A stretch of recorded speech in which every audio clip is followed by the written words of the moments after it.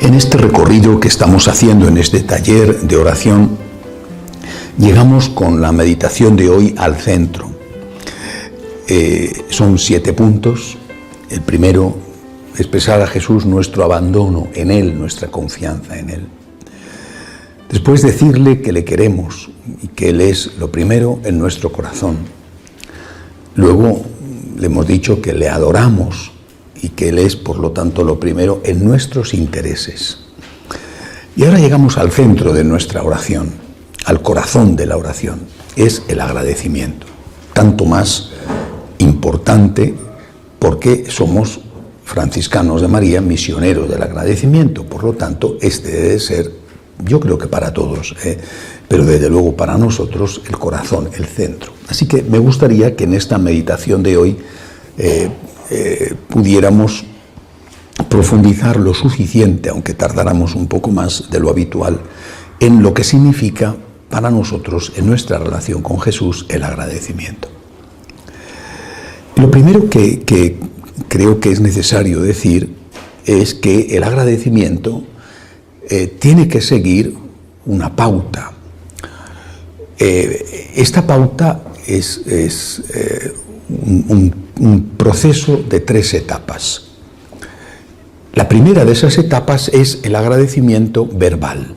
Hay que decirlo. Es como el cariño. Hay que decirlo.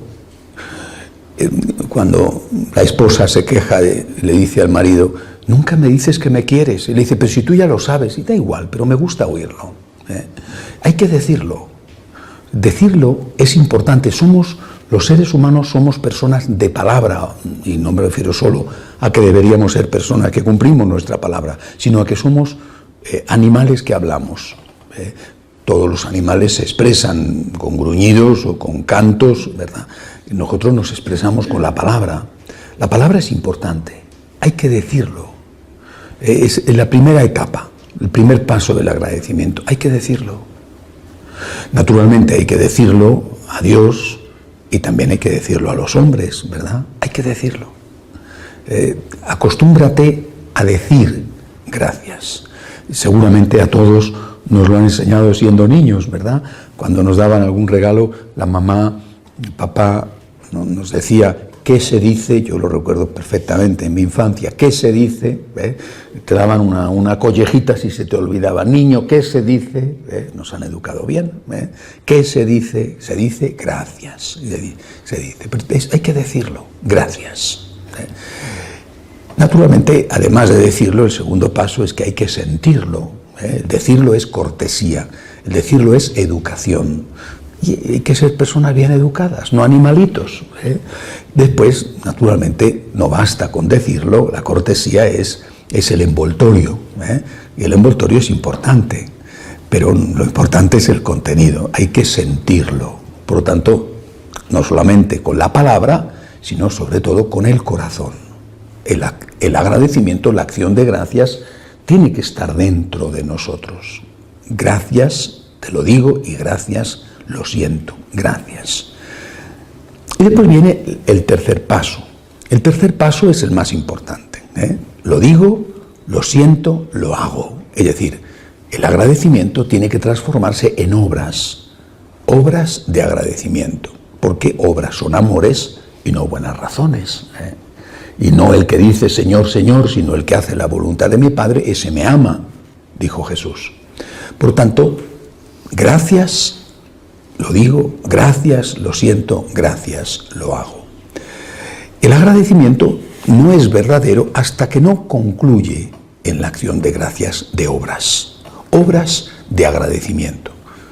Vuelvo a repetir, primero a Dios y luego a la gente con la cual tenemos deudas de agradecimiento.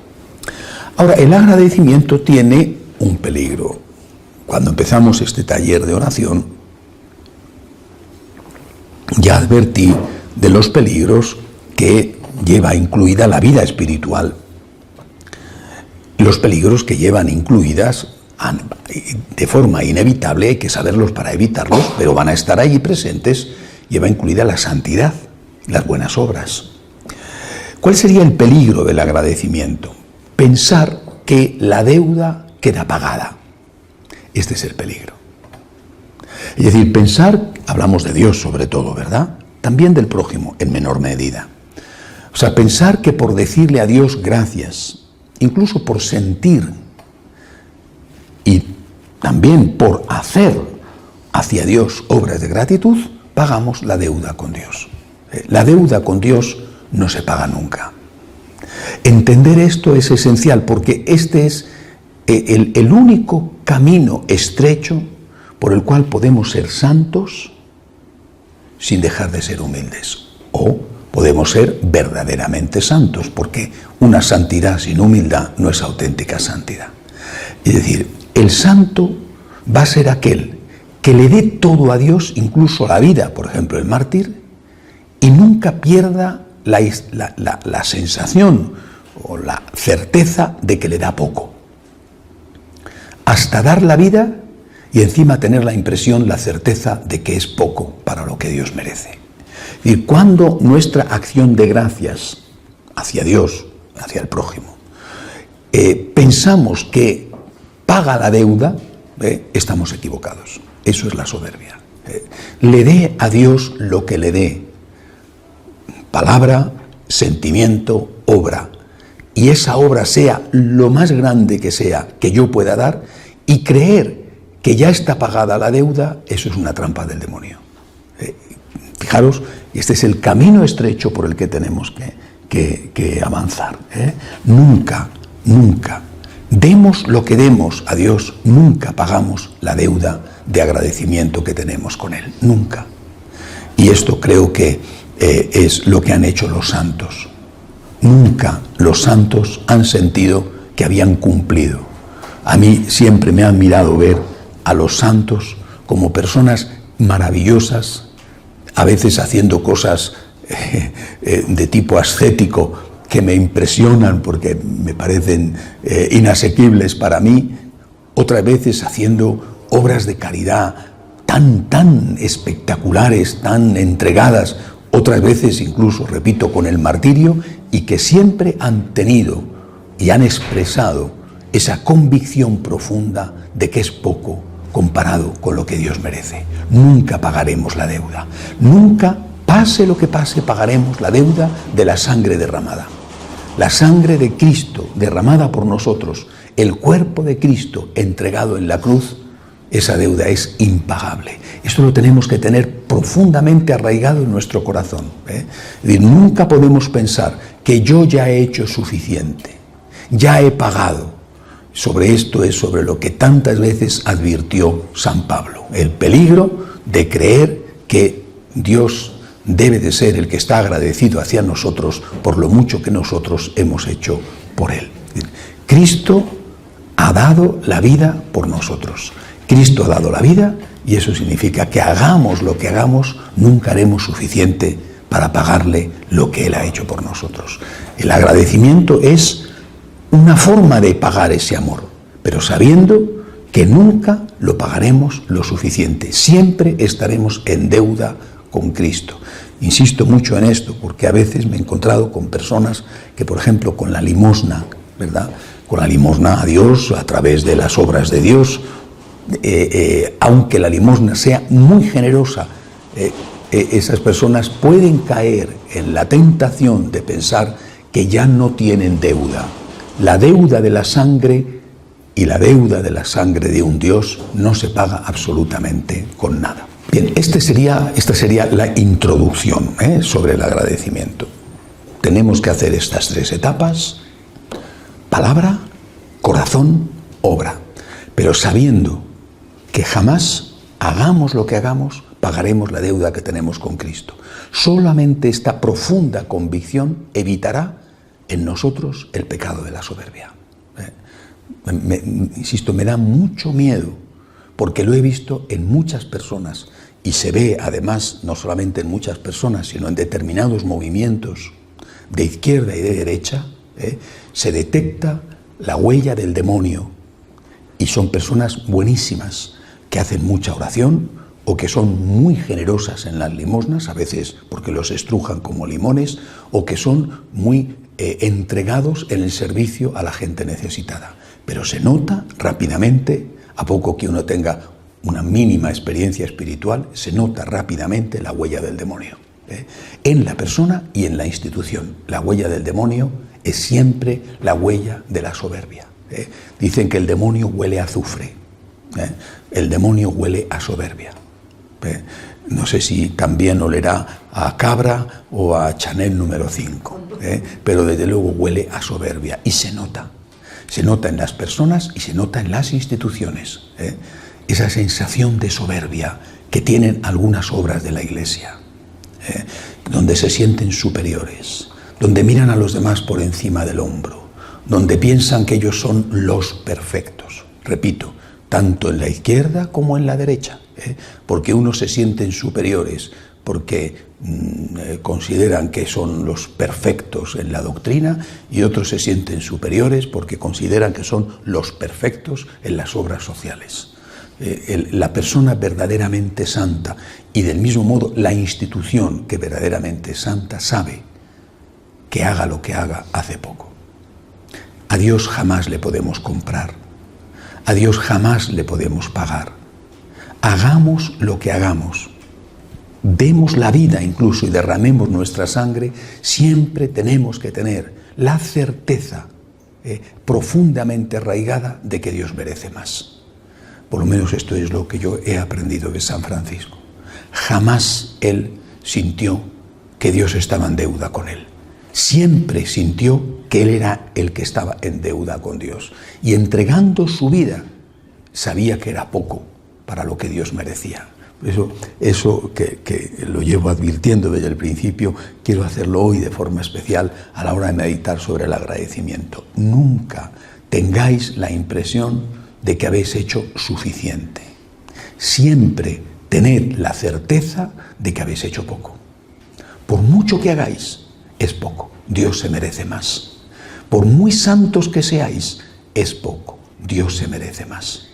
Y eso también nos ayudará muchísimo a no juzgar a nadie, a no sentirnos superiores a nadie, a no creernos los más, los mejores. Repito, tanto a nivel persona, como a nivel institución. No somos más que nadie, no somos mejores que nadie, no estamos por encima de los demás. Soy un pobre hombre, he hecho simplemente, y no he llegado probablemente, he hecho lo que tenía que hacer. Esto es lo que nos enseña el Señor, esto desde luego es lo que vivió la Virgen y esto es lo que vivió San Francisco. Hecha esta introducción, el siguiente paso es entrar en el contenido del agradecimiento. Bueno, hay una frase de un místico, un pensador hindú, Tagore. A mí hay muchas cosas de Tagore que me gustan y lógicamente otras no, porque no es un católico y tiene un concepto de Dios diferente, sobre todo porque los hindús son politeístas, ¿no? Bueno, es una religión extraña y algunas de las cosas que derivan de ella para nosotros pueden ser peligrosas. Pero Tagore a mí me ayuda, algunas de sus ideas me ayudan a meditar. Una de ellas, cuando él habla de la oración, dice: no vengo aquí a buscar el agua que sale del manantial, vengo a buscar el manantial. ¿Qué significa? O por lo menos cómo la entiendo yo y cómo la aplico. Cuando yo doy gracias, cuando damos gracias, podemos correr el riesgo de dar gracias por los frutos de Dios. Frutos espirituales o frutos materiales. Lo primero que tenemos que hacer es dar gracias por el manantial, no por el agua que sale del manantial. Es decir, demos gracias a Dios por Dios. El mayor don de Dios es el mismo. Luego vienen los frutos, que entraré a describirlos. Pero el mayor don de Dios es el mismo. Señor, yo te doy gracias por tu existencia. Te doy gracias por ti. Es decir, yo no le puedo dar gracias a mi mamá. Estos días pienso especialmente en ella, ¿no? Porque se acerca el Día de la Madre, ¿no? Yo no le puedo dar gracias a mi mamá porque me diera tal o cual cosa, porque me educara como me educó, o a mi papá, ¿verdad? Le doy gracias por ella, por ella. Tenemos que aprender a darle gracias a Dios por Dios. Lo mismo, Dios siempre será el modelo, Es decir, cuando yo me relaciono con Dios, de ahí aprendo a relacionarme con el prójimo. Yo no puedo darle gracias a mi papá o a mi mamá porque me haya dejado dinero, porque tengo que darle gracias por él. No puedo darle gracias a un amigo porque este amigo me proporcionó un trabajo o me ayudó en un momento difícil de mi vida. Sí, ese es el agua que sale del manantial. También tengo que dar gracias por eso. Pero lo primero que tengo que dar gracias es por el manantial. Por Dios. Por eso voy a dar gracias. Lo primero, por Dios. Y cuando digo gracias por Dios, digo gracias por ese Dios que me ha enseñado Jesucristo que existe. Y después daré gracias por las obras de Dios. Le doy gracias a Dios por existir. Su existencia llena de sentido, de luz, de sentido en el sentido pleno, mi vida. Mi vida tiene sentido porque Dios existe. Si Dios no existiera, mi vida sería un sinsentido, en el sentido profundo de la palabra sentido, es decir, ¿a dónde voy? ¿De dónde vengo? ¿Qué hay después de la vida? ¿Cómo afronto las cruces y los problemas? Llenar la vida de sentido es posible porque Dios existe. Por lo tanto, lo primero que le digo a Dios es gracias por existir. Gracias por estar ahí. Gracias. Tú existes y tu propia existencia llena de sentido mi vida. Además, este Dios es el Dios revelado por Jesucristo, que es trinitario. Es Padre, es Hijo y es Espíritu Santo. ¿Y eso qué significa? Significa que es Padre, que es el Dios que crea. Significa que es Hijo, que es el Dios que redime. Y significa que es Espíritu, que es el Dios que santifica. Gracias, Señor, por crear, por redimirme, redimirnos, y por salvarme, por salvarnos, por santificarme, por santificarnos. Gracias, Señor, porque tu existencia hace que existan las cosas, tu existencia hace que yo tenga la esperanza de la redención, tu existencia hace que yo tenga la oportunidad de acogerme a tu misericordia, a la santificación. Esta existencia de Dios en sí mismo, todo esto es lo que nos ha enseñado la Iglesia y lo que nosotros enseñamos en nuestros cursos de formación, ¿verdad? Esta existencia de Dios se manifiesta a través de tres dones. Repito, en la teología católica todo va a ser uno y trino, son los tres números perfectos de la teología católica. Uno, la unidad de Dios; trino, de la Santísima Trinidad. El Dios que crea, el Dios que redime, el Dios que santifica. El único Dios crea a través del Padre, el único Dios crea, el único Dios redime a través del Hijo, el único Dios santifica a través del Espíritu. Y yo tengo que darle gracias por esto. Pero también a través de esta Trinidad yo voy a recibir tres dones del único Dios. El primer don que yo recibo es la luz, la verdad, distinguir el bien del mal.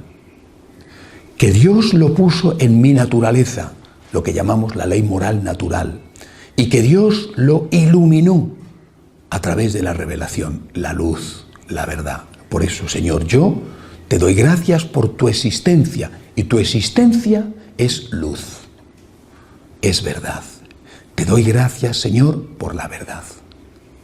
Te doy gracias porque sé distinguir el bien del mal. Y eso es un don que tú me das. Es decir, cuando afirmo que la existencia de Dios llena mi vida de sentido, quiero decir que la existencia de Dios llena mi vida de verdad.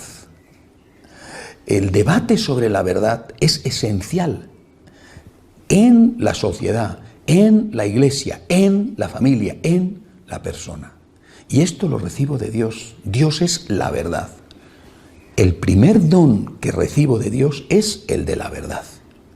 Hasta tal punto que Jesús llega a afirmar que solo la verdad nos haría libres. Es decir, la consecuencia de la verdad es la libertad. Cuando no hay verdad, no hay libertad.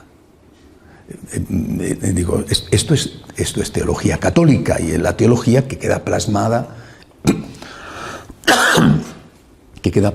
en todos los temas de formación que estáis viendo. Ahora, cuando yo afronto la cuestión del agradecimiento, tengo que afrontarlo mirando al Dios del cual depende todo. Y lo primero que le digo es: gracias por existir. Tu existencia crea, redime y santifica, y tu existencia me da el gran don de la luz, el gran don de la verdad. En una época en la cual la verdad no es valorada, es mucho más importante insistir en ello. Si todos hablaran, como en otras épocas ha ocurrido, de la importancia de saber qué es verdadero y qué es falso, qué es bueno y qué es malo, quizá no tendríamos que insistir tanto. Pero en esta época de confusión externa e interna en la Iglesia, en esta época es imprescindible y urgente darle gracias a Dios porque Él es la verdad. Él nos enseña a distinguir el bien del mal. De lo contrario, caminaríamos por sendas tenebrosas haciendo el mal y creyendo encima que somos buenos y que hacemos el bien. Segundo don que nos da Dios, que es Dios, no solamente que nos lo da, sino que forma parte de su esencia. Por eso digo, le agradezco su existencia, su ser. Segundo don, junto a la verdad, la gracia, la fuerza. Dios me dice: este es el camino que te va a llevar a la felicidad, este es el camino.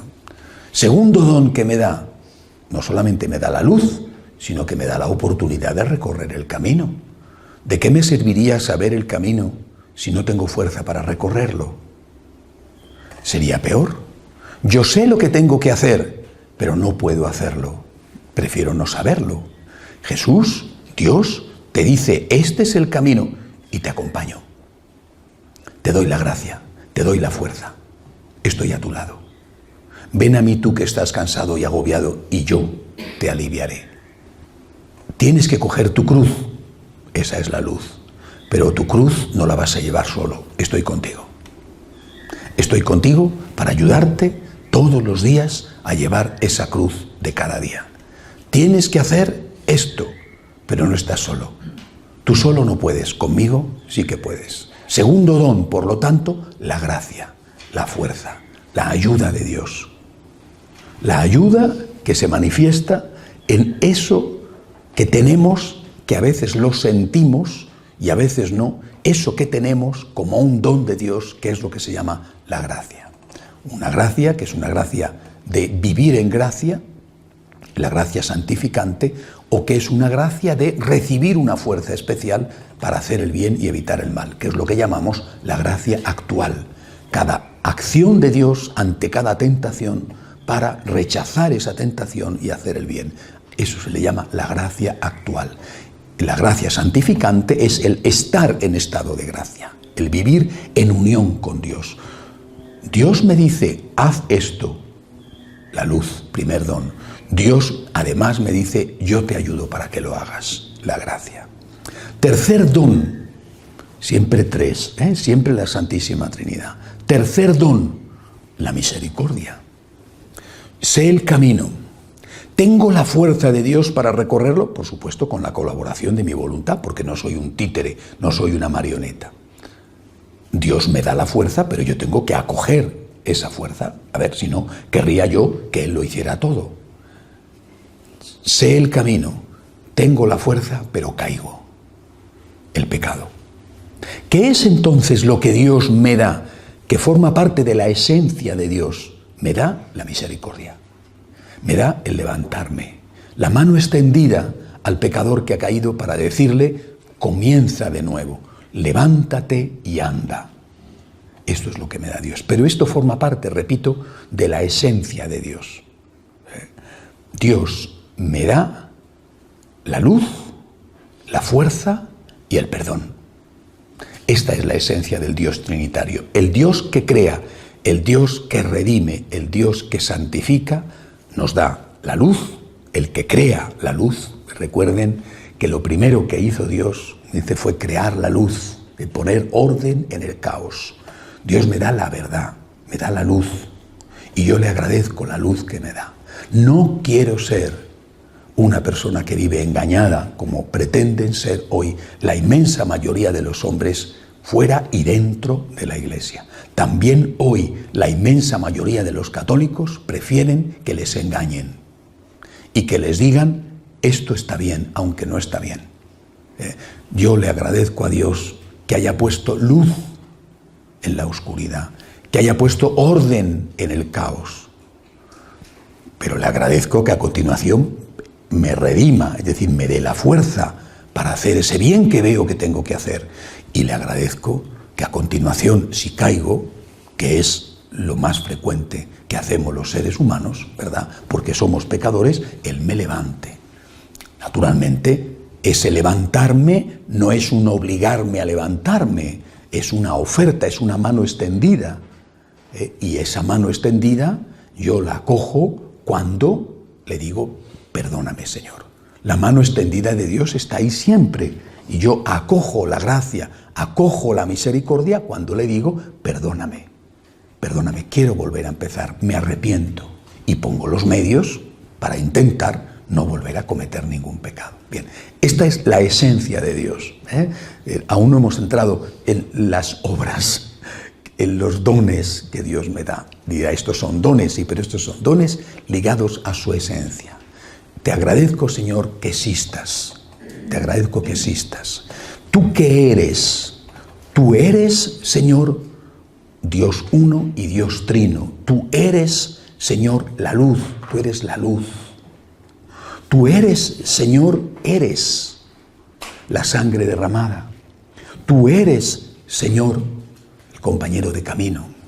Tú eres, Señor, la divina misericordia. Yo te agradezco tu ser. Tu ser es la luz. Tu ser es el amor que me acompaña, la fuerza que viene, la gracia que viene de ti, y tu ser es la misericordia, Señor, que me permite volver a empezar. Un franciscano de María tiene que dar gracias a Dios por esto, lo primero. Gracias, Señor, por enseñarme a distinguir el bien del mal. Gracias. Gracias, Señor, por estar a mi lado cuando estoy sufriendo. Gracias, Señor, por perdonarme mis pecados cada vez, Señor, que yo caigo y te pido perdón. El ser de Dios. Ahora, los dones de Dios. Este ser ya lleva implícito los dones, los mejores dones. Pero vamos a fijarnos en otro tipo de dones. Dones, en primer lugar, de tipo espiritual y luego dones de tipo material. ¿Qué dones espirituales me da Dios, además de estos que he dicho, por los cuales dar gracias? El primero de todos, el primer don de Dios es el propio Dios, que se ha hecho hombre. Por lo tanto, yo le doy gracias a Dios por Cristo, por la encarnación de Cristo, por la presencia como hombre de Cristo y por todo lo que se deriva de eso. Por ejemplo, la Eucaristía, que es la presencia real del Señor. Te doy gracias, Señor, por estar en la Eucaristía, por quedarte en la Eucaristía.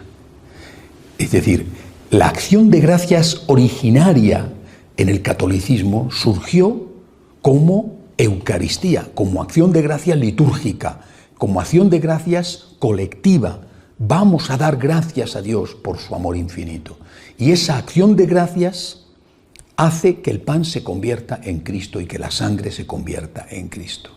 Cuando damos gracias, cuando el sacerdote, que es el que en nombre del Señor puede hacerlo, cuando damos gracias el pan se transforma en Cristo y el vino se transforma en Cristo. Cuando yo doy gracias por la Eucaristía, cuando yo doy gracias por la acción de gracias, entonces que estoy transformando una realidad en algo que es mucho mayor. Una realidad que existe, el pan, el vino, en algo que es muchísimo mayor, infinitamente mayor. Estoy transformándolo en Cristo. Eso, lógicamente, lo hace el sacerdote de una forma única. Solo el sacerdote puede hacerlo, pero también lo hacemos todos nosotros cuando damos gracias por la Eucaristía. Hemos llegado al punto, quiero insistir en esto, en el cual consideramos todo como un derecho y también la Eucaristía como un derecho. Esto es falso, esto es venenoso. La Eucaristía no es un derecho, la Eucaristía es un regalo. No teníamos derecho a la sangre derramada de Cristo, no teníamos derecho a la misericordia de Dios, es un don. Y no tenemos derecho a la Eucaristía, es un don. Si fuera un derecho, no tendría por qué dar gracias aparte de la mera cortesía. Es un don. Yo no tengo derecho a comulgar. Esto es falso. No tengo derecho a comulgar. Es un regalo que Dios me da. Yo no tenía derecho a que Cristo se hiciera hombre y naciera en el vientre de María. No tenía derecho a que Cristo muriera en la cruz. Estamos tan envenenados con este concepto falso de lo que es derecho que no podemos darnos cuenta de lo que es un don, un regalo. La Eucaristía no es un derecho, es un regalo de Dios. Y por lo tanto, como regalo de Dios, Él sí tiene el derecho, que porque es el dador del regalo, Él tiene el derecho a poner condiciones.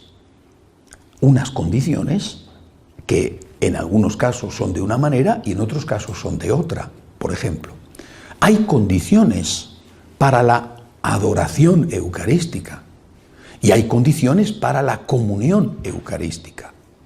No es que para la adoración eucarística no haya condiciones, hay condiciones para la adoración eucarística.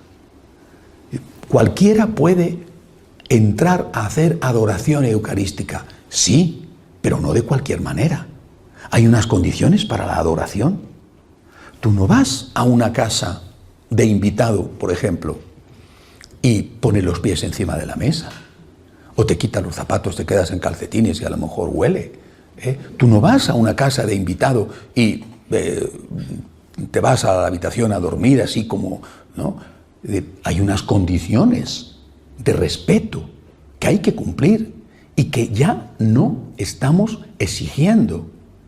Los primeros que lo estamos obrando mal somos los sacerdotes y después los fieles, porque si algún sacerdote pide respeto hacia el Señor presente en la Eucaristía, te encuentras con fieles que se enfadan muchísimo, que se van o que incluso agreden verbalmente al sacerdote. Y esto en la adoración o en la celebración de la misa. Cuando yo reclamo y exijo respeto al Señor en la Eucaristía, me encuentro con fieles que se sienten agredidos. No es solamente cuestión de la forma en que puedes decirlo en un momento dado, sino de fondo. Hemos perdido de vista, insisto, que la Eucaristía es un don extraordinario y que el dador del don tiene el derecho a poner condiciones al receptor del don. Y esas condiciones las ha puesto claramente y las recuerda la Iglesia. Las condiciones para la oración ante la Eucaristía es el respeto debido. Si tú quieres hablar con Dios, que puedes hacerlo en cualquier lugar, tú puedes hablar con Dios en el campo, puedes hablar con Dios viendo una maravillosa puesta de sol, puedes hablar con Dios viendo un paisaje bellísimo, puedes hablar con Dios a la orilla del mar. Son unas condiciones diferentes. Puedes estar en bañador hablando con Dios. Puedes estar en tu habitación, tumbado en la cama, hablando con Dios. ¿Quién te lo impide? Es estupendo que lo hagas. Puedes estar hablando con Dios, dando un paseo por un bosque. ¿Quién te lo impide que lo hagas? Pero cuando estás en la Eucaristía es distinto. Repito, hemos perdido de vista que es un don y que es una presencia real. Yo no estoy en mi casa igual que en una casa cuando estoy de invitado. En mi casa estoy en mi casa. Si me quito los zapatos o me quedo en pijama o me quedo en bañador porque hace mucho calor, estoy en mi casa. Pero cuando estoy en el templo, delante de Dios, se requiere un respeto. Y cuando estoy en la celebración eucarística, además, se requiere no solamente el respeto debido a Dios, sino el respeto debido a las otras personas que están en la celebración eucarística. Empezando por alguien que ya nos hemos olvidado de que es un ser humano, que es el sacerdote, al cual hoy es al que menos respeto se tiene de todos. Si el niño berrea y le interrumpe al sacerdote la misa, el sacerdote tiene que ser una columna de mármol que se sienta impasible ante los berreos, chillidos, jugueteos, monerías que el niño hace con el consentimiento y el disfrute de su mamá o sobre todo de su abuelita. Es una falta de respeto a Dios nuestro Señor y a las personas, sacerdote en primer lugar, pero también hacia el resto, que no les es posible atender porque no oyen, están incómodos, esos no merecen ningún tipo de respeto. Es decir, esta falta de sentimiento de gratitud hacia Dios nuestro Señor, que nos da el don inmenso de la Eucaristía, insisto, se nota continuamente, o por lo menos yo lo noto continuamente. Y cuando el sacerdote, mejor o peor, porque todos tenemos nuestros días, dice, por favor, ya estás perdido, eres un mal sacerdote, Jesucristo dijo, dejad que los niños se acerquen a mí, tú tienes que aguantar todo. Sí, pero estamos en la misa, habrá que tener un respeto. Si una persona llega tarde y se planta, tac, tac, tac, tac, con tacones de esos de 20 centímetros, en la primera fila, pues, oiga, pero usted llega tarde, por favor, quédese atrás, ¿no?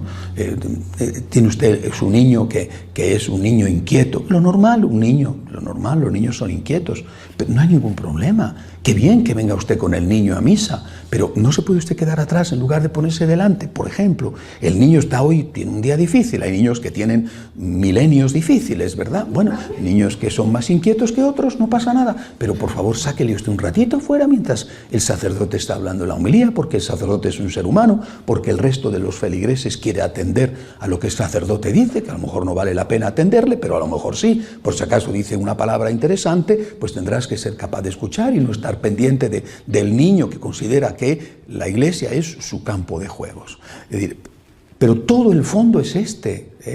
Hemos dejado de entender la Eucaristía como un regalo, como un don, perdiendo de vista que el Señor es el dador del don y que por tanto tiene el derecho a poner condiciones.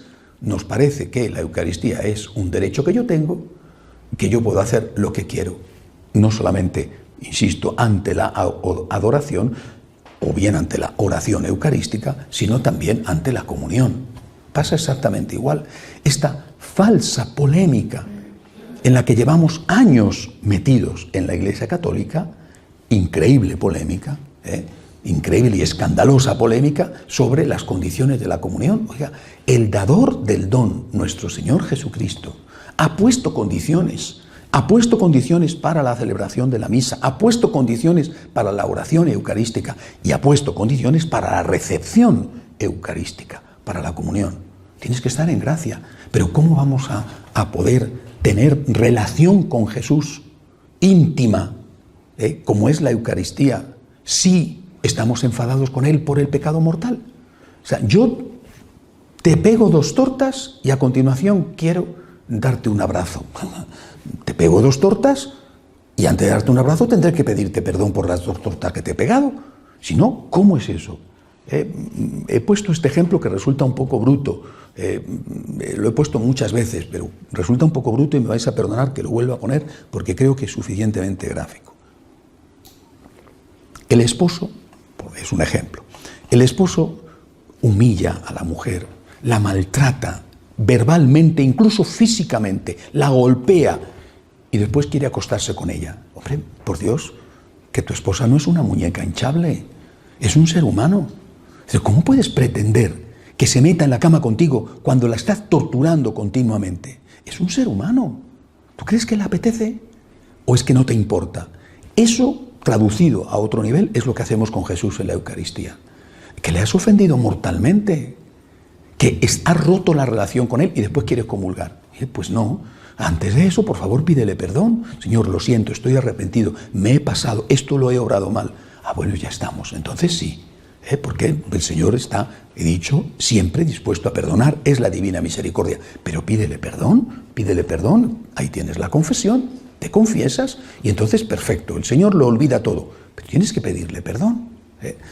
Entender esto, que es lo que la Iglesia ha enseñado durante 2000 años, es básico para respetar los derechos del Dios que nos da el gran don de la misericordia y el gran don de la Eucaristía. La Eucaristía no es un derecho. Meteros esto en la cabeza, por favor, porque es necesario insistir en este tiempo en el cual se considera todo un derecho y la Eucaristía de una forma especial. Alguien dice, es que la Eucaristía es el alimento que necesitamos los débiles y los pecadores. Sí, es cierto. La Eucaristía es el alimento que necesitamos los débiles y los pecadores. Sí, pero no dejas de ser débil y pecador cuando estás en gracia de Dios. Es decir, no por estar en gracia de Dios ya no eres débil y pecador. Yo, débil y pecador en gracia de Dios, necesito la Eucaristía. Y si yo soy débil y pecador y no estoy en gracia de Dios, lo que tengo que hacer es recuperar esa gracia de Dios con la confesión. Así de sencillo. Es decir, no es la Eucaristía el alimento de los fuertes. No es la Eucaristía el premio a los buenos. Tienes razón el Papa Francisco cuando dice eso. Porque efectivamente la Eucaristía no es un premio para los buenos ni es un alimento para los fuertes. Porque los fuertes no necesitan el médico, los sanos no necesitan el médico, y los bien alimentados no necesitan más alimento. La Eucaristía es el alimento para los hambrientos, es la fuerza para los débiles. Pero es que cuando yo estoy en gracia de Dios, no he dejado por eso de ser débil, ni he dejado por eso de estar hambriento. Estoy en gracia de Dios significa que débil como sigo siendo, hambriento y necesitado como sigo siendo, puedo comulgar. Cuando no estoy en gracia de Dios, soy débil, estoy hambriento, pero no estoy en condiciones. Lo que tengo que hacer es así de sencillo, pedir perdón. Si no hay más, pide perdón, hazte un propósito de enmienda y vuelve a empezar. Y entonces estarás preparado, débil y hambriento como eres, pero en gracia para recibir la fuerza, el alimento que vas a necesitar para seguir ese camino. Repito, no entender esto es no entender que la Eucaristía es un don y que el donador de ese don, que es nuestro Señor, tiene el derecho de poner condiciones. Condiciones, por otro lado, que no las pone ni por capricho, ni para fastidiarnos, sino precisamente para que podamos sacar el debido fruto, el máximo fruto a ese don que nos da. Primer don, por lo tanto, que yo recibo y que yo tengo que agradecer sabiendo que es un don, es la Eucaristía. Te doy gracias, Señor, por haberte quedado presente en la Eucaristía. Es el mayor de los dones. No el único, pero el mayor de los dones. Es decir, después de haber visto la esencia de Dios, que es lo que os he dicho sobre la Trinidad, ahora veo los dones. El primero de esos dones, la Eucaristía. No es la única presencia de Dios, por eso, después de la Eucaristía, le doy gracias por la palabra, por la jerarquía, por el hermano, y especialmente por el hermano necesitado. Es un don para mí poder ayudar a alguien. No es que el otro tenga que agradecérmelo, que también, que eso será una cuestión del otro, es que yo le agradezco a Dios poder ayudar. Hay unos ejercicios espirituales que di hace años, donde entraba con detalle en las 6 presencias reales de Cristo, en las condiciones y en los beneficios de la presencia. Y recuerdo que esta me resultó, cuando meditaba sobre ello, especialmente novedoso, porque en cada caso iba meditando sobre la palabra del Señor que nos decía que allí estaba una presencia suya. Y la presencia de Cristo en las personas necesitadas es tan maravillosa que es la presencia que por sí misma nos va a abrir las puertas del cielo. Venid, benditos de mi Padre, dice Jesús. Está hablando del cielo, porque está hablando de que cuando venga el Hijo del Hombre juzgará y separará a unos a la izquierda y a otros a la derecha. Venid, benditos de mi Padre, porque tuve hambre y me disteis de comer. La presencia de Cristo en el prójimo necesitado, cuando yo le ayudo, le socorro, cuando yo le auxilio en función de mis posibilidades, me abre las puertas del cielo. Venid, benditos de mi Padre, porque he tenido hambre y me habéis dado de comer. Es un don que tengo que agradecer. El que recibe la limosna tendrá que agradecer la limosna recibida. Y si no, simplemente es un mal nacido.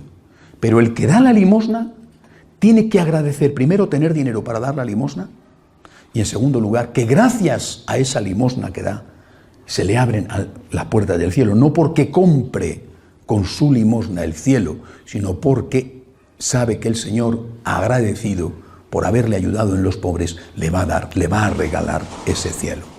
6 presencias, por lo tanto, de Cristo. La primera de ellas, la Eucaristía. Segunda cosa a agradecer después de las presencias reales de Cristo, la Santísima Virgen María. Todos los días tenemos que dar gracias por la Virgen. No solo dar gracias a la Virgen, sino dar gracias a Jesús por la Virgen. Y no lo hacemos. Todos los días, gracias Señor por dejarme a tu madre. ¿Qué sería de nuestra vida sin la Virgen? Lo mismo que podemos decir, ¿qué sería de nuestra vida sin la Eucaristía?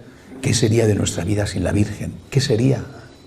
Sin esa presencia maternal, misericordiosa, humana, sin ese estilo mariano de comportarse, sin ese saber, como ella nos enseña, qué tenemos que hacer para amar a Jesús de la mejor manera posible, que es como la ha amado su madre. Gracias, Señor, por la Eucaristía. Gracias, Señor, por María. Después, gracias, Señor, por la Iglesia. Esta Iglesia, también la Iglesia de allí, sabéis que la Iglesia es el cuerpo místico de Cristo y tiene tres formas de manifestarse. Hay siempre 3 en una sola Iglesia. Lo que llamamos la Iglesia triunfante, la Iglesia que ya está en el cielo, es decir, nuestro Señor, la Virgen, los santos conocidos, los santos canonizados, pero también los santos anónimos, nuestros papás, que probablemente están allí y que hemos experimentado además su presencia sabiendo que están allí. La Iglesia triunfante, la Iglesia purgante, que es la Iglesia que está en el purgatorio y que es también Iglesia por la cual rezamos, ofrecer las misas por nuestros difuntos o por las almas del purgatorio que quizá no tienen a nadie que rece por ellos. La Iglesia purgante a la cual nosotros perteneceremos un día. Y la tercera parte de la Iglesia es la Iglesia militante, la Iglesia que está aquí, que recorre todavía este valle de lágrimas. Esta Iglesia militante en la que nosotros en este momento pertenecemos para llegar un día a la Iglesia purgante, no sé durante cuánto tiempo, y terminar en la Iglesia triunfante, si Dios quiere, en el cielo. Esta Iglesia militante es una Iglesia, así lo define la propia Iglesia, es una Iglesia santa y pecadora a la vez. El conjunto de la Iglesia es santa, el conjunto, ahí está la Iglesia triunfante, Cristo nuestro Señor, la Virgen María, pero la Iglesia militante, la Iglesia de aquí, es también santa y pecadora a la vez. Hay santos vivos, no hay solo hay santos en el cielo, hay santos vivos. ¿Quiénes son santos? Lo dice San Pablo, nos lo enseña la Iglesia. Es santo todo aquel que está en gracia de Dios. No significa que seas perfecto. A eso te encaminas. Sed perfectos como vuestro Padre Celestial es perfecto. Eres santo si estás en gracia. En ese momento, por estar en gracia, eres santo. No perfecto, pero sí santo. Y hay muchos vivos que son grandes santos. O sea, la Madre Teresa de Calcuta no fue santa desde el día en que murió. Era santa en vida. De San Juan Pablo II decimos con razón que es el santo que todos hemos conocido. Es el santo que se ha paseado por nuestras calles. Es el santo que hemos visto pasar. Es el santo que algunos hemos podido tocar. Era un santo vivo, no es que fue santo a partir de... la Iglesia lo declara santo. Antes lo ha declarado beato, antes lo ha declarado venerable, pero era santo estando aquí. Y es santo todo aquel que está en gracia de Dios. Y esto no hay que olvidarlo, porque cuando dicen la Iglesia es pecadora, dicen sí, pero la Iglesia es santa. Y no solamente en los que ya murieron canonizados, sino en tantos y tantos padres de familia, madres de familia, esposos, religiosas, religiosos, sacerdotes, misioneros. Están haciendo tanto, heroico muchas veces, por nuestro Señor, por la gente necesitada. Ayer grababa un programa de televisión que era es la actualidad comentada de esta semana. Y es a propósito de un problema que puede tener graves consecuencias. Algunos hospitales católicos han empezado ya a administrar abortos y eutanasias. Pero para preparar este programa revisé algunos datos. La Iglesia tiene en este momento más de 160.000 instituciones sociales, 5.000 y pico hospitales, más de 160.000 instituciones sociales. Detrás de esas instituciones hay santos vivos, no solamente el fundador que puso en marcha esta red maravillosa de colegios, esta congregación dedicada a la enseñanza, no solamente eso.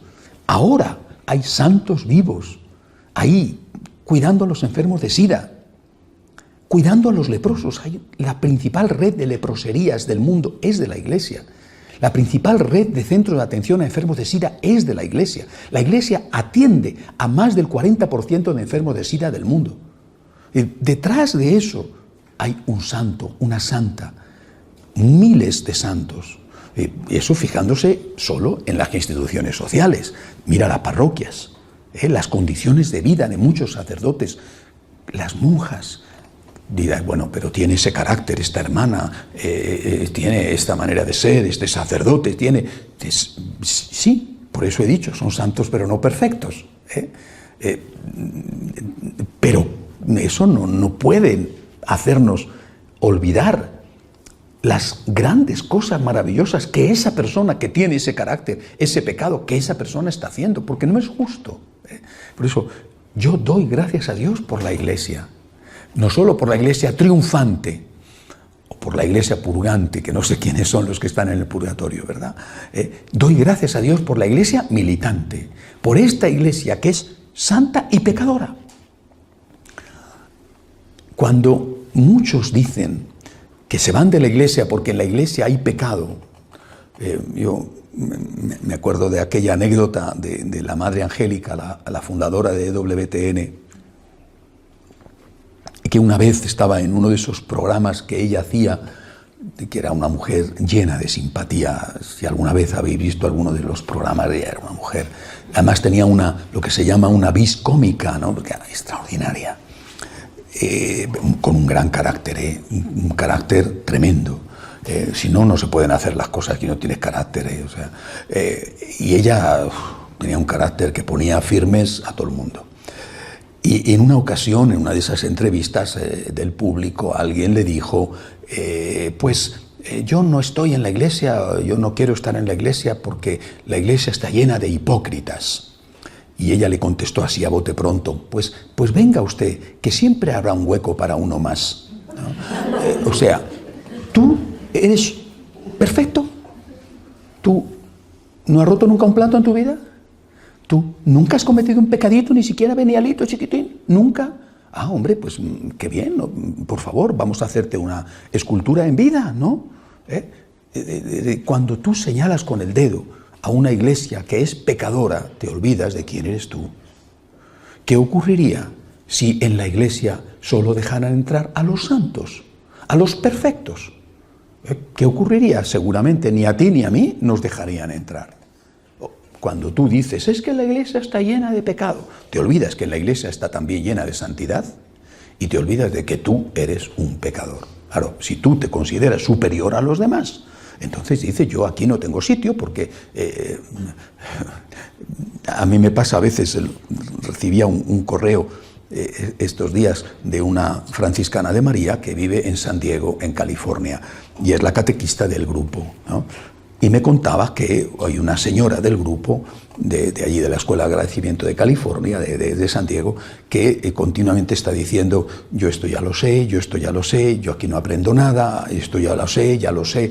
Esa señora todo lo sabe. Y me decía, ¿qué tengo que hacer con ella? Y yo le he contestado rápidamente, pues que se vaya, ¿no? Es decir, cuando te encuentras con una persona tan perfecta, que lo sabe todo, pues váyase usted a otro sitio donde le enseñen algo que usted no sepa, ¿no? Si usted está por encima de todos porque es doña perfecta, ¿eh? Qué horror, ¿no? Qué incómodo debe de ser sentirse en la vida superior a los demás. Qué terrible, ¿no? Porque te tienes que sentir en un pináculo, ¿no? Donde por encima de ti solo Dios, y a veces te parece que estás tan alto que Dios está hasta por debajo de ti, ¿no? Sí, pues nada, no te preocupes, nosotros hemos venido a enseñar algo. Si ya lo sabe, que se vaya, ¿no? ¿Para qué tiene que seguir esa señora en un sitio donde dice, no, este tema yo no quiero verlo porque ya me lo sé, este otro yo no, porque yo ya me lo sé? Sí, pues vete tranquilamente a un sitio donde te enseñan algo que tú, profundo pozo de sabiduría, todavía no sepas. Si no hay nada en este mundo que no sepas, pues dedícate a, yo que sé, a la contemplación solitaria de los pajaritos en el campo, ¿no? Esto es terrible y te pasa continuamente. No me refiero solo a este caso de esta señora, que Dios quiera que vea este programa alguna vez y se sienta avergonzada porque he dado ya suficientes datos como para que sepan ella y los de su grupo a quién me refiero, sino no pasa con los que atacan a la iglesia. Yo es que no estoy en la iglesia porque la iglesia está llena de pecadores. Pues venga usted, que siempre habrá un sitio para uno más, o es que usted no lo es. Yo le doy gracias a Dios por la iglesia, por esta iglesia, que tiene pecado, sí, pero yo también lo tengo. Y que tiene sobre todo muchísima santidad. Es de esta iglesia de la cual salen estos hombres y estas mujeres que admiran al mundo. No digo que solamente en la iglesia haya santos, pero desde luego en la iglesia sí hay santos y muchos, y son admirables. Y basta con ver, y no es lo más importante, pero basta con ver las obras sociales que hace la iglesia para darnos cuenta de hasta qué punto hay santidad en la iglesia. Gracias, Señor, por la Eucaristía y tus otras presencias. Gracias, Señor, por la Santísima Virgen. Gracias, Señor, por la iglesia. Y dentro de la iglesia, gracias, Señor, por los sacramentos que se reciben en la iglesia. El sacramento del bautismo, la Eucaristía, que ya lo he dicho, la confesión. La confesión es que no deberíamos de dejar de dar gracias al Señor por la confesión. ¿Cuánto se sufre cuando te sientes en pecado y no hay un confesor? ¿Cuánto se sufre, cuánto sufrís cuando intentáis ir a confesaros y no hay nunca nadie en el confesonario? No hay nunca nadie porque no hay sacerdotes, cada vez hay menos, desbordados por lo tanto de trabajo, o porque habiendo sacerdotes no quieren confesar. Esto es otra cuestión que también existe. Pero ¿cuánto sufres? ¿Cuánto sufres cuando no puedes confesarte? A lo mejor ni siquiera es porque haya un pecado mortal, simplemente porque necesitas confesarte y no lo encuentras. No hay forma.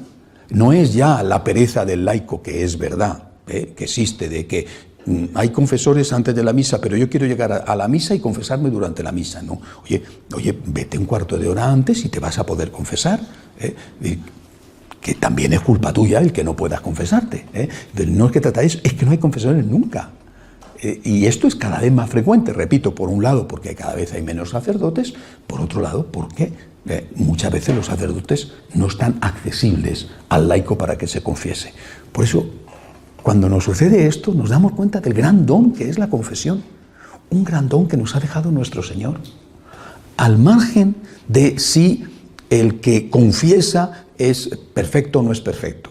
Es decir, esa persona, con sus pecados y con sus defectos, te puede dar el perdón de tus pecados. Él mismo tendrá que confesarse con otro sacerdote, porque también él tendrá necesidad de recibir el perdón de sus propios pecados. Cristo, María, Iglesia. Los grandes temas espirituales que en nuestra oración todos los días tenemos que agradecer. Insisto, sabiendo que son un don, que son un regalo, que no tenemos derecho a ello, y que es por lo tanto algo que, aunque diéramos la vida, aunque derramáramos la sangre, nunca le pagaríamos a Dios lo suficiente por el regalo que eso implica. Después pasamos a los regalos materiales, que también hay que agradecer, que es muy importante agradecerlos. Mirad, estoy convencido, lo que no se agradece se pierde. Y esto sobre todo en los regalos materiales, porque los regalos espirituales están ahí, aunque tú no te acerques a ellos. Pero en los regalos materiales, lo que no agradeces, lo pierdes. ¿Cuáles son los regalos materiales que tenemos que agradecer? En este orden, y aquí el orden es importante. Todos los días, por lo tanto, en mi oración, agradecer primero por la familia. Es el mayor don, después de los regalos espirituales, el mayor don. Nada parecido a la familia en esta tierra, nada. El mayor de los tesoros. Y lo que no agradeces, lo pierdes. Una persona que no agradece por su familia termina por perder a su familia. Y qué pena que tengas que agradecer o recordar como un don cuando ya lo has perdido. Qué pena que tengas que dar gracias cuando ya se ha muerto tu mamá, cuando ya se ha muerto tu papá, o cuando ya se ha divorciado, te ha roto tu familia. Qué pena que no des gracias cuando lo tienes, porque dar gracias te ayuda a ver la parte positiva. La parte negativa no hace falta que la busques porque esa salta a la vista. Estamos hechos así. Es la parte positiva la que tienes que buscar, la que tienes que destacar, a veces la que tienes que sacar de la sombra, porque te has acostumbrado a ella. Te casaste enamorado, enamorada, es decir, te casaste. El enamoramiento es siempre una etapa donde hay una cierta ceguera, siempre, inevitablemente. Estamos hechos así, porque aunque lo veas, no lo ves. O sea, aunque veas los defectos que los ves, a veces ni los ves, pero aunque los veas, que los ves, no los ves. Eso es el enamoramiento. Quizás si no fuera por eso, no se casaría nadie. Bueno, pero esto es lo que hace, ¿verdad? El enamoramiento hace esto y forma parte del instinto de la naturaleza humana. Bueno, en ese momento no ves aunque veas, o no quieres ver aunque veas, o ingenuamente piensas, más las señoras que los señores, a este le cambio yo. ¿No? Ay, ¿cuántas veces he escuchado yo esto? A este le doy yo la vuelta como a un calcetín, y después resulta que el calcetín no hay quien le dé la vuelta. Es decir, tú lo ves, pero no lo ves, y a veces ni siquiera lo ves. Te casas.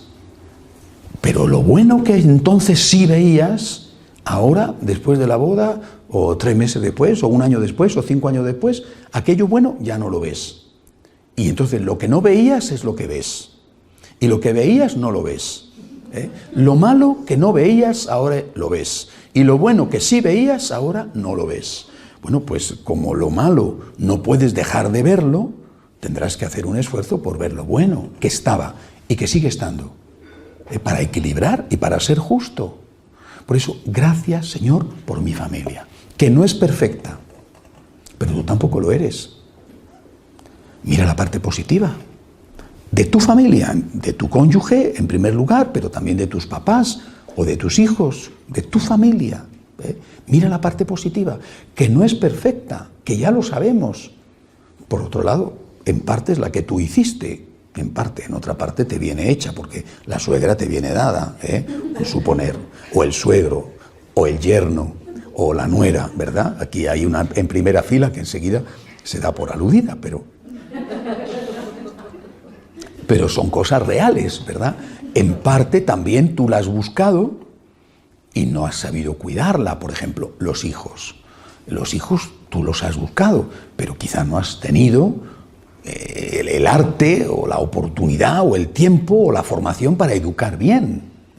Y en parte al menos lo que te están haciendo sufrir es culpa tuya.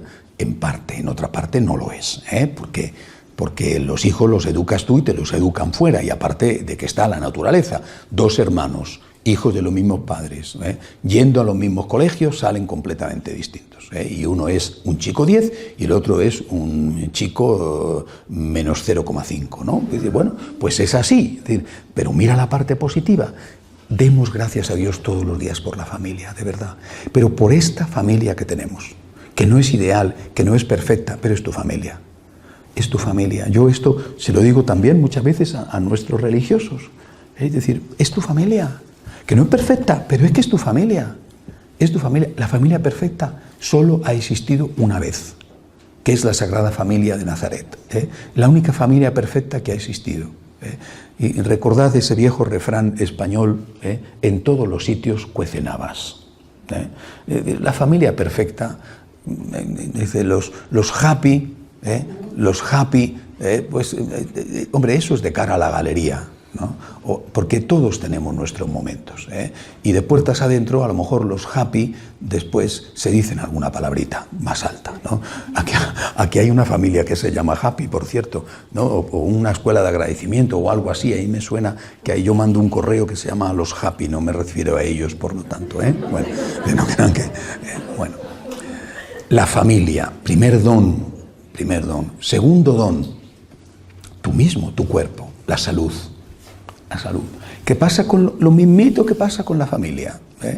Si no das gracias, lo pierdes. La salud se pierde, es decir, la salud se pierde porque forma parte de la naturaleza humana. Envejeces, surgen problemas que habías recibido de herencia, problemas genéticos, personas más predispuestas al cáncer, por ejemplo, las señoras, cáncer de mama, personas más predispuestas a un problema renal, porque en su familia tienen una diabetes, ¿no? Bueno, pero cuando uno no da gracias por la salud, deja de cuidarla. Y cuando no se cuida, se pierde. Gracias, Señor, por la salud que tengo, que no es la ideal, que no es perfecta. Sobre todo cuando vamos avanzando en edades, ¿verdad? Que ya no te puedes agachar como te agachabas antes, ya no puedes correr como corrías antes, se te olvidan las cosas, y las personas que viven a tu lado enseguida te recuerdan que estás haciéndote viejo, como si tú no lo supieras, ¿verdad? Bueno, pero gracias, Señor, por lo que tengo, y gracias por lo que he tenido. Ya no lo tengo, pero lo he tenido, es un don, es un regalo, no es algo que merezco. Este error, insisto, de convertir todo en derecho nos impide agradecer y por lo tanto nos impide cuidar. La gente vive reivindicando todo, reivindicando el dinero, reivindicando una familia perfecta, reivindicando una salud perfecta. Tengo derecho a vivir eternamente como un roble. Pues no es verdad. Gracias, Señor, por la salud que tengo y por la que he tenido. Yo a veces, no es muchas veces, pero algunas veces, ¿no? A algunos de los que me dicen no sé qué o no sé cuánto, les digo, mira, te voy a mandar una foto que yo tengo conservada aquí de cuando yo tenía 18 años. Oye, que también hay que verlo, ¿no? Es decir, gracias, Señor, por lo que he tenido, ¿no? Mi mamá guardaba las fotos de cuando ella era jovencita, las tenía puestas allí, ¿no? Guapísima, fue una mujer espectacularmente guapa. Pero impresionante, una española guapa de verdad. Hombre, algo me ha quedado, ¿no? Bueno, guapísima. ¿Y por qué las tenía allí puestas? No porque fuera presumida, sino porque después ya pues fue viejecita y achacosa, ¿no? Y yo creo que le gustaba verse guapísima de cuando se casó con mi padre, que era realmente una belleza. Pues claro que sí, gracias, Señor, por lo que he tenido. Es que ahora tengo esta enfermedad. Da gracias a Dios porque llevas tantos años sin haberla tenido. ¿Qué derecho tenías a la salud? Y esa persona que ha nacido sin salud y que desde niño tiene ese problema, qué sé yo, una espina bífida o personas que tienen la diabetes desde el nacimiento, personas, tenían menos derechos que tú. Gracias, Señor, por lo que tengo y gracias por lo que he tenido, porque eso me ayuda a cuidarlo. Familia, salud, trabajo. No es el trabajo perfecto, no lo es. Tu sueldo no es perfecto, tu jefe no es perfecto, tus empleados no son perfectos, tu empresa no es perfecta, tus horarios no son perfectos. Nada es perfecto en esta vida, pero tienes algo. Solamente cuando uno agradece lo que tiene, puede conservarlo y mejorarlo. Tenemos que darle gracias a Dios por eso. Nos pasamos la vida quejándonos. Todo es malo, todo es negativo, somos muy desgraciados, todo va mal. Usted, pues sí, hay cosas que van mal, y hombre, que se nos escape de vez en cuando una queja, pues es natural, ¿no? Es natural. O sea, ¿quién no se ha quejado en este país del tráfico? Es natural, ¿no? ¿Cómo no te vas a quejar? ¿No? Si es que pues es evidente que te tienes que quejar alguna vez de cómo conducen el resto, tú no, pero el resto sí, ¿no? Pues es evidente, es inevitable. Bueno, pero dentro de eso, da gracias. Tengo un trabajo, que no es perfecto, pero tengo un trabajo. Y esa persona que no lo tiene, o lo he tenido, gracias Señor. Una cosa muy importante, y repito, familia, salud, trabajo, con todo lo que lleva consigo el trabajo, mi casa, es decir, las condiciones materiales que tengo. Pero una cosa muy importante, por la cual muy pocas veces damos gracias, los amigos. Los amigos son un gran don en esta vida, que, como he dicho, la familia muchas veces la buscas y otras veces te la dan hecha, ¿verdad? Pero los amigos no. Y son de verdad un tesoro. Lo son. Pero tienes que cuidarlos, tienes que agradecerlos. No puedes tratar a tus amigos como personas que están ahí para cuando las necesitas. Tendrás que cuidar de ellos también. Al final te puedes convertir en lo que llamamos en España un gorrón, un aprovechado. Alguien que se acuerda de sus amigos solo para pedirles favores. Y pues cansas a tus amigos, oye, que hace meses que ni te acuerdas de que existo y ahora me llamas. Me recuerdo que en una ocasión, como soy así de bruto, gracias a Dios, en una ocasión había un franciscano de Mariano, estaba yo en España viviendo, y era un chico joven, un buen muchacho. Y nosotros teníamos en ese momento, ahora también, pero en ese momento teníamos lo que llamamos allí en España una furgoneta, que era muy práctica porque se quitaban los asientos de atrás y valía para todo, para meter personas o para meter cosas. Bueno, teníamos una furgoneta y este muchacho decía ya meses que yo no sabía nada de él, pero cada vez que me llamaba era para pedirme la furgoneta. ¿Me puedes dejar la furgoneta? Porque voy a ir con unos amigos. ¿Me puedes dejar la furgoneta? Porque tengo que trasladar no sé qué. ¿Me puedes dejar la furgoneta? La furgoneta te la devolvía como te la devolvía, pero da igual. Y ya un día, ya le dije, oye, no voy a decir el nombre, oye, ¿sabes qué? Todas las veces que me has llamado, desde hace ya bastante tiempo, es para pedirme la furgoneta. ¿Sabes en lo que te estás convirtiendo? Así se lo dije, en un gorrón. Es la última vez que te dejo la furgoneta. Te la voy a dejar, es la última vez que te dejo la furgoneta. Por supuesto, nunca más me voy a llamar. Es decir, corremos ese riesgo con los amigos, de pensar que los amigos están para las necesidades. Sí, los amigos están para las necesidades, pero también están para que pienses en sus necesidades, no solo en tus necesidades. Porque tú tienes necesidades, pero él también. Está preocupándote por su salud, está preocupándote por si económicamente está bien, está preocupándote por su estado de ánimo. Eso es un amigo. El amigo no está solo ahí para recurrir a él, sino para que él pueda recurrir a ti, para estar pendiente de él, incluso aunque él no te diga nada. La amistad es un gran don, extraordinario don. Y a veces perdemos ese don de la amistad por no estar cuidando de esa persona, no estar pendiente, dentro de nuestras posibilidades, ¿verdad?, de esa persona. Yo no sé si es posible la amistad entre un hombre y una mujer. Hay algunos que dicen que no es posible. Yo creo que sí, sobre todo cuando uno tiene suficiente estabilidad afectiva en su propio matrimonio. Pero desde luego la amistad entre dos hombres, y lo mismo podéis decir, la amistad entre dos mujeres, o entre varios hombres, o entre varias mujeres, es un gran don. Es un gran don, te permite afrontar muchas veces la vida porque tienes un desahogo.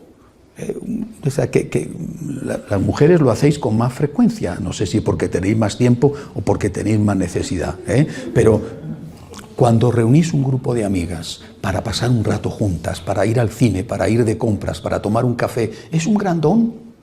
Hay que darle gracias a Dios por eso, poder tener unas amigas. Es un gran don. Qué tristeza la vida cuando no tienes un amigo.